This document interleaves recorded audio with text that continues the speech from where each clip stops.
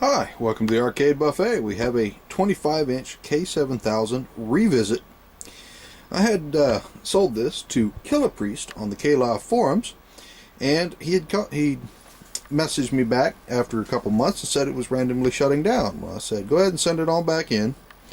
It is out of its warranty period, but I will see about what I can do for it. Well, I plugged it in and ran it for a day and a half, and it never shut down on me once. I did not touch any of his controls, his brightness, his contrast. As you can see, it's all off-centered and not as how I would usually adjust it, but I wanted to try to recreate the problem, and have not been able to get it to do what he says it's doing. So I adjusted the brightness a little bit, and I turned down the high voltage, or excuse me, the high voltage protection.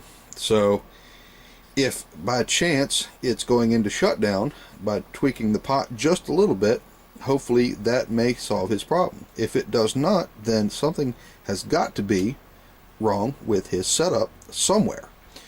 Don't know where it is, because this chassis has now run for over 3 days non-stop. I have not turned it off a bit, except for to unplug it a couple times to change or reset the high voltage pot, and it has never shut down once for me. So I cannot recreate the problem, and the chassis works just fine.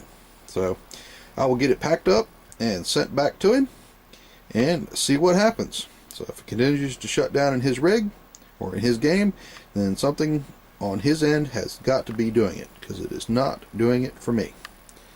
So here it is. It looks fantastic. Like I said, it is not adjusted to this tube, because I did not want to try and touch his adjustments for his. So he will have to adjust a little bit of the brightness, but everything else should be as he had it. And if he does, well, he'll have to get it right. So just wanted to let you know, and here it is. It looks fantastic as always. So I will pack it up and get it ready to ship out. If you have any questions or comments, please leave them at the bottom of this video, or shoot me an email at thearcadebuffet@gmail.com, or visit my site, thearcadebuffet.com. Thanks, and see you soon.